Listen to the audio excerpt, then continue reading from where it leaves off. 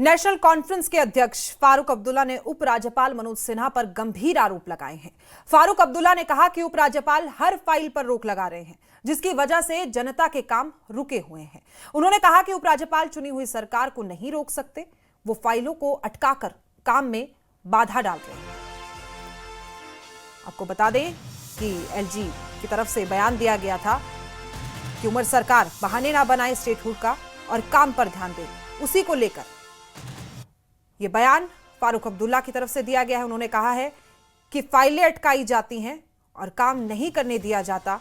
एक तरफ उपराज्यपाल की तरफ से कहा गया है कि आप स्टेटहुड का बहाना बनाकर लोगों को गुमराह कर रहे हैं, काम नहीं करना चाहते हैं। इसी पर सफाई दी गई है। इसी पर नेशनल कॉन्फ्रेंस के अध्यक्ष फारूक अब्दुल्ला ने सफाई दी है और उल्टा उपराज्यपाल पर ही गंभीर आरोप लगाते हुए उन्होंने कहा है कि हर फाइल पर रोक लगा दी जाती है, जिसकी वजह से जनता से जुड़े काम हो नहीं पाते, काम रुक जाते हैं। और उन्होंने कहा कि उपराज्यपाल चुनी हुई सरकार को रोक नहीं सकते, वो फाइलों को अटकाकर काम में बाधा डाल रहे हैं।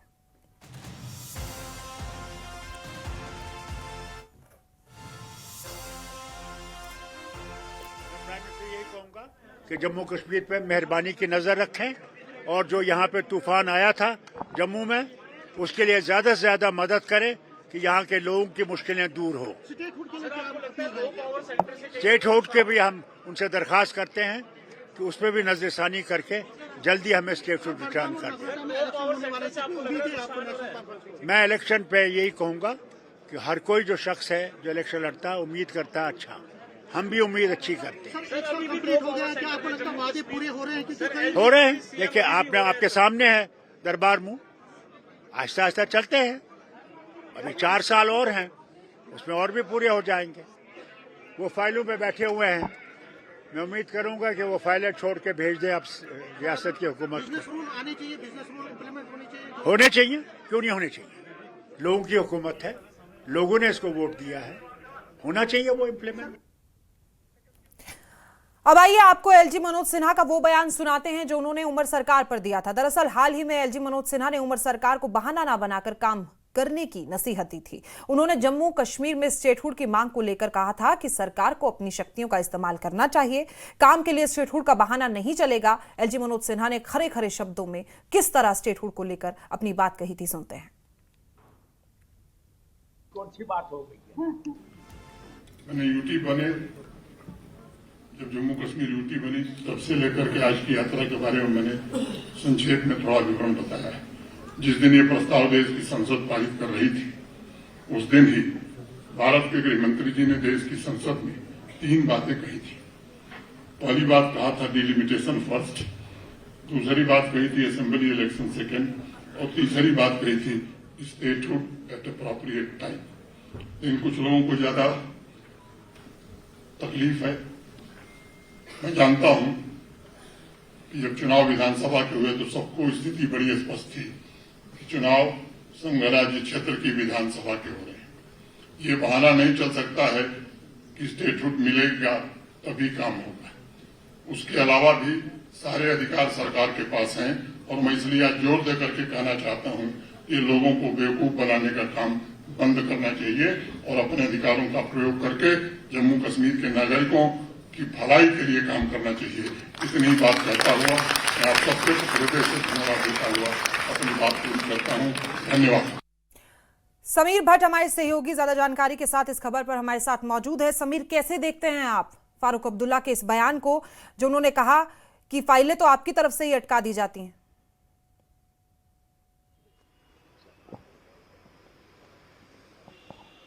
जी बिल्कुल, देखिए डॉक्टर फारूक अब्दुल्ला ने जो आज बयान दिया है वो नया नहीं है। पिछले कई दिनों से लगातार वो एलजी मनोज सिन्हा पे कटाक्ष कर रहे हैं, हमला कर रहे हैं। और न सिर्फ फारूक अब्दुल्ला बल्कि अगर आप देखें तो नेशनल कॉन्फ्रेंस के जो चीफ मिनिस्टर, जो इस वक्त चीफ मिनिस्टर है उमर अब्दुल्ला, और नेशनल कॉन्फ्रेंस के बाकी नेता वो भी लगातार हमला कर रहे हैं और ये कह रहे हैं कि उनको पावर्स नहीं मिल रहे हैं, उनको जो है काम नहीं करने दिया जा रहा है। इवन कि जो उमर अब्दुल्ला है वो भी ये कह रहे हैं कि उनको काम नहीं करने दिया जा रहा है। उनको जो है उनकी जो पावर्स हैं वो बहुत रिस्ट्रिक्टेड हैं। स्टेटहुड जब तक नहीं आएगा तब तक कि हम ये जो प्रॉमिसेस हैं, लोगों से वादे किए गए हैं, वो पूरे नहीं होंगे। लेकिन बीजेपी और पीडीपी जैसी पार्टीज और सज्जाद जैसी पार्टीज या अल्ताफ बुखारी जैसी पार्टी जो अपोजिशन है, जो अपोनेंट्स हैं नेशनल कॉन्फ्रेंस के, वो लगातार हमला वापसी कर रहे हैं और कह रहे हैं कि भाई आपके पास जो पावर्स है वो तो बहुत ज्यादा है।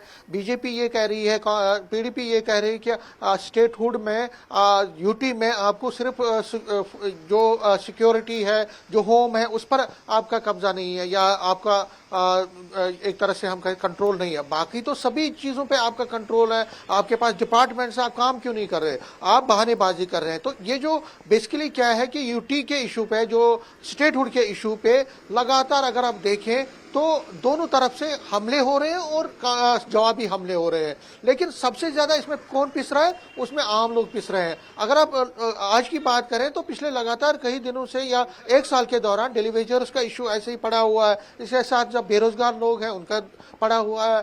प्रोमिसेस कुछ हुए थे, जैसे फ्री पावर देने की बात थी, फ्री बाकी चीजें देने की बात की थी, वो ऐसे पड़े हुए। पॉलिटिकल इश्यूज ऐसे पड़े हुए हैं, कोई इस पर पेशरफ नहीं हो रही।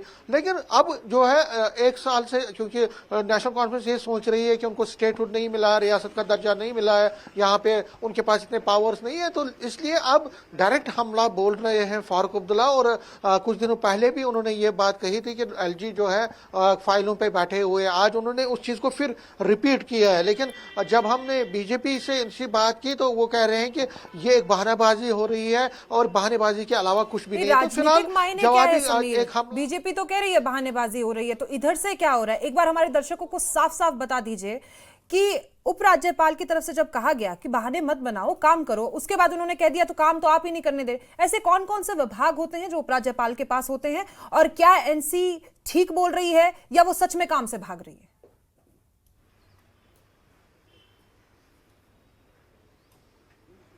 देखिए, अगर हम देखें तो इस वक्त उपराज्यपाल के पास जो यूटी का एक प्रशासन का जो तंत्र है, उसमें उनके पास मेनली गृह विभाग है, जो होम डिपार्टमेंट, और होम डिपार्टमेंट आपका पुलिस आता है, सिक्योरिटी, डिजास्टर मैनेजमेंट आता है। लेकिन नेशनल कॉन्फ्रेंस जो उमर अब्दुल्ला है और उनके जो काबीना के लोग हैं, वो ये कह रहे हैं कि भाई हमें छोटी चीजों पे एक तरह से प्रपोजल जो है हम भेजते हैं, लेकिन एलजी उसको मंजूरी नहीं देते हैं। क्योंकि जो फाइनेंशियल एस्पेक्ट है, अगर बजटिंग करनी है, किसी जगह पे प्रपोजल बनाए, कोई स्कीम है, कोई बजट बनाना है, तो उसके लिए एलजी का भी एक तरह से अप्रूवल चाहिए। ये नेशनल कॉन्फ्रेंस के लोग कह रहे हैं, और इसीलिए वो कहते हैं कि हम काम तो करना चाहते हैं लेकिन हमें काम नहीं करने दिया जाता। लेकिन उस पर जो बीजेपी है या बाकी पार्टी वो खुलेआम उसको इनकार कर रही है। वो कहती है कि देखिए, आप ये बहानेबाजी करना बंद कीजिए, आप काम कीजिए, और अब आप एक साल से कुछ नहीं कर पा रहे हैं, लेकिन अब आपको वक्त आ गया है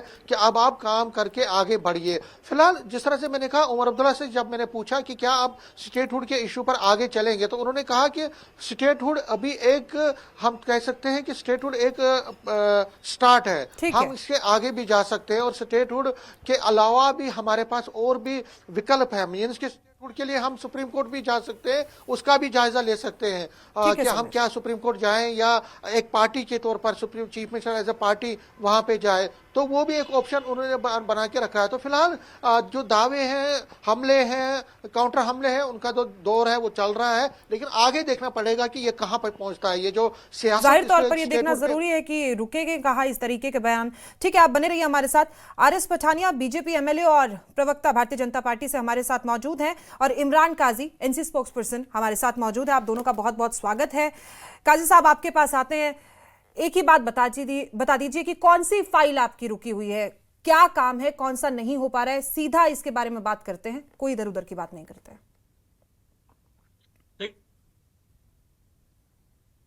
उठाया है और आप जवाब मांगना चाहते हैं, और ये जिस तरीके से आप सवाल कर रहे हैं कि इधर उधर की बात नहीं करेंगे, हम डायरेक्टली ये पूछेंगे कि कौन सी फाइल्स रुकी हुई है जी। देखिए, ये क्वेश्चन जो है between the chief government of Jammu and Kashmir, chief minister और एलजी साहब के बीच में है।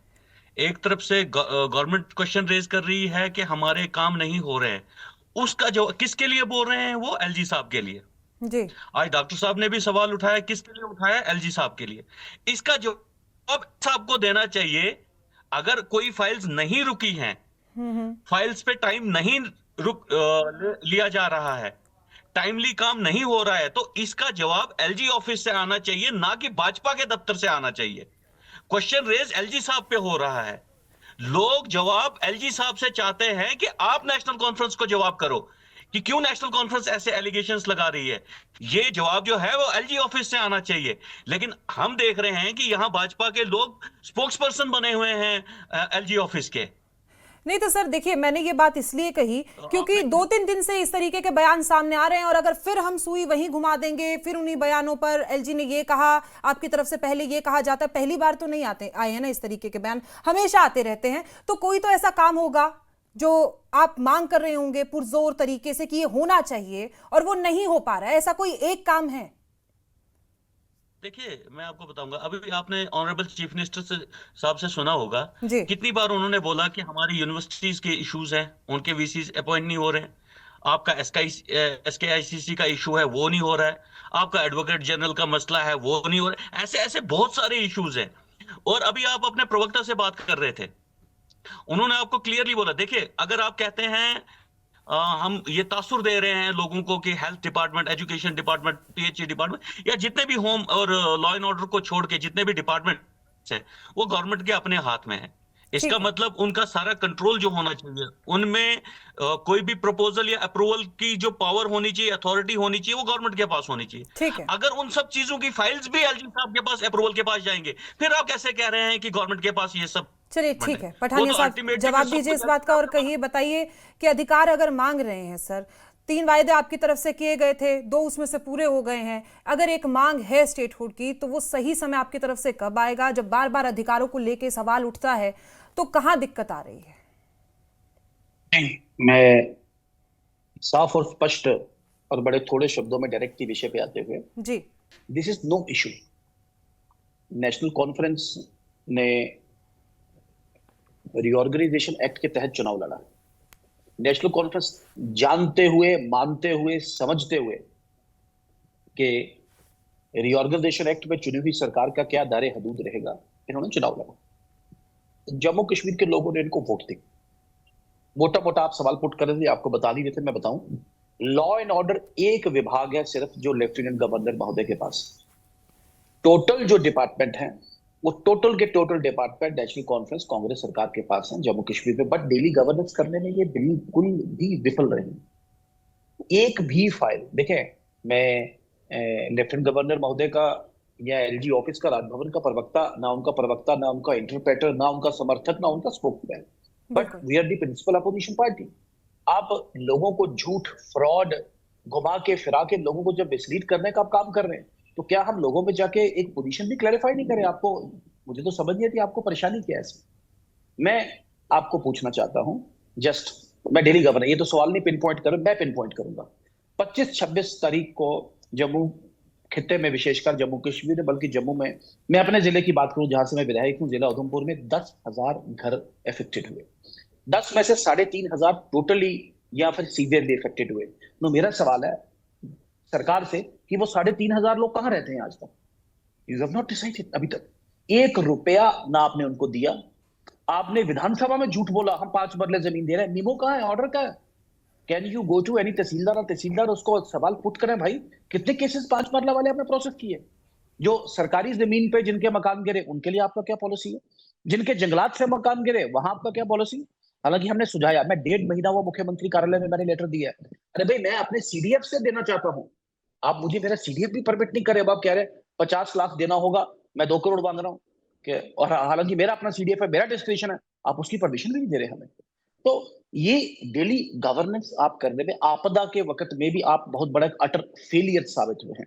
Now put to another case also, मैं लेफ्टिनेंट गवर्नर महोदय को बार बार चेताया, बताया, आपको फिर बता दूं कि ये जो आप कहते हैं डिबेट चल रहा विधानसभा में, ये एमएलएस की जो इफेक्टिवनेस है उसे अंडरमाइन किया गया। अरे भाई, ये जो हमारा जो एमएलएस का जो प्रोटोकॉल है ये डिफाइन किया है हाउस की कमेटी ने, और सेक्शन 46 सब क्लास 2 ऑल स्टैंडिंग ऑर्डर को सेव करती है। आप फिर भी उस प्रोटोकॉल को रिस्टोर नहीं कर पा रहे। एमएलएस की जो अथॉरिटी है, उनका जो पावर है, जो प्रिविलेज कमेटी की रिकमेंड चलिए, उनका संपर्क कट गया है, फिर से आएंगे, फिर जुड़ेंगे हम पठानिया साहब के साथ। काजी साहब, आप जवाब दीजिए। कह रहे हैं कि बहाने तो बनाए जा रहे हैं कहीं ना कहीं। देखिए, मैं वही बात कर रहा हूँ ना, आप फिर से शायद हमारी बात को नहीं आप समझ पा रहे हैं। मैं कह रहा हूँ कि क्वेश्चन रेज हो रहे हैं एलजी साहब के ऑफिस पे, जी, इसकी क्लियरिटी कौन देगा? एलजी साहब देंगे ना। सवाल उनकी इस तरफ से हुए थे सर, लेकिन अब्दुल्ला साहब ने भी तो कहा कि फाइलें अटकी इसलिए काम नहीं कर पा रहे। मतलब आप लोग मान रहे हैं कि आपकी तरफ से काम नहीं हो रहा है? अपोजिशन का काम है सवाल खड़ा कह रही है, उनका तो क्लोज करना, उनका तो काम है हर चीज को अलग तरीके से देखने का। उनको उनको उनको लोगों ने अपोजिशन में बिठाया है, और डेमोक्रेसी में अपोजिशन काम है उस तरीके से गवर्नमेंट को अपोज करने के लिए। तो उनका काम है, ठीक है, आपकी बात एकदम सही है। तो आपका भी तो जवाब देना काम है ना सर। पिछली बार जब भ्रष्टाचार को लेकर सवाल जवाब हमने किए तो हमने बीजेपी निष्पक्ष तरीके से हमने कहा था, वो कह रहे हैं कि भ्रष्टाचार कर रहे हैं, काम नहीं करते। मैंने उनसे सवाल पूछा था कि या तो एक ही बात होगी सर, या तो भ्रष्टाचार होगा या तो काम होगा। मैंने उनसे भी यही सवाल पूछा था, यही मेरा आपसे है कि आप कह रहे हैं कि सवाल उन्होंने उठा दिए, अब आप बता दीजिए कि कहां पे क्या पूछना दिक्कत चाहता है। हूं जी, मैं I want to put a question one straight and one very direct. एक सेकंड पठानिया साहब, एक सेकंड सर, जवाब लेते हैं, उसके बाद आपके पास। जी प्लीज, जी प्लीज, बोलिए काजी साहब। करप्शन की बात कर रहे हैं, सुनिए, आप जहां तक करप्शन की बात कर रहे हैं, आपके पास एजेंसीज हैं, आपके पास सारी अथॉरिटीज हैं, वो तो फुल कंट्रोल गवर्नमेंट के एलजी। तो अगर उनको लगता है, कहीं एलजी साहब को ये लगता है कि करप्शन हुई है, तो उनके पास पूरी अथॉरिटी है उस पे इन्वेस्टिगेशन करने के लिए, उसमें उनको कोई रोक नहीं सकता।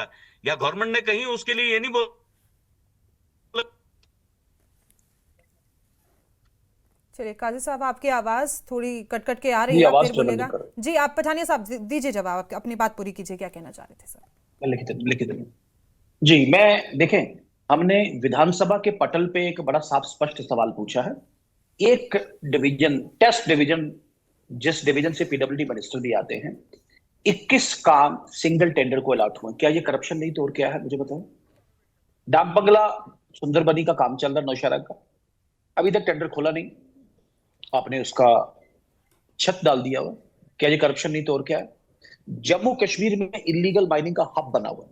मेरे जिला में 2 ब्लॉक आपने इन्फ्लुएंस रखे हैं, सिर्फ 2 ब्लॉक, और वो जितना झूठ फ्रॉड पर्ची उन 2 ब्लॉक से ज्यादा दुनिया भर की लीगल माइनिंग आप कर रहे हैं।